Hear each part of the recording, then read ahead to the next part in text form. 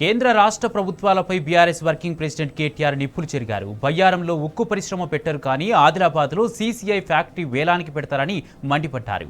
BJP నుండి 8 మంది ఎంపీలు 8 మంది ఎమ్మెల్యేలు ఉన్నా ఒక్కరు నోరు తెరిచి దీని గురించి మాట్లాడారని ఆగ్రహం వ్యక్తం చేశారు.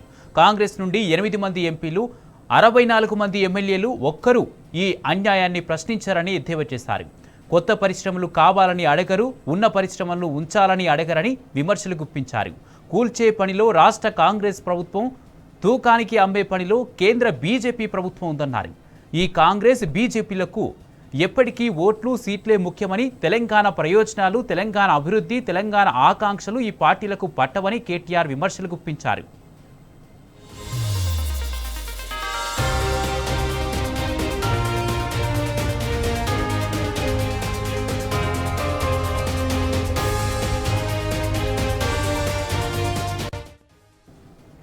కేంద్ర రాష్ట్ర ప్రభుత్వాలపై బీఆర్ఎస్ వర్కింగ్ ప్రెసిడెంట్ కేటీఆర్ నిప్పులు చెరిగారు. బయ్యారంలో ఉక్కు పరిశ్రమ పెట్టరు కానీ ఆదిలాబాద్లో సీసీఐ ఫ్యాక్టరీ వేలానికి పెడతారని మండిపడ్డారు.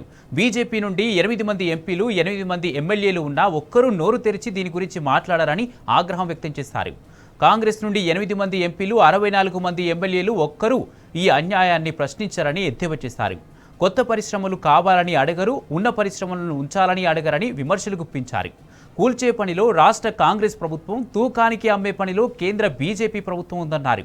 ఈ కాంగ్రెస్ బీజేపీలకు ఎప్పటికీ ఓట్లు సీట్లే ముఖ్యమని, తెలంగాణ ప్రయోజనాలు, తెలంగాణ అభివృద్ధి, తెలంగాణ ఆకాంక్షలు ఈ పార్టీలకు పట్టవని కేటీఆర్ విమర్శలు గుప్పించారు.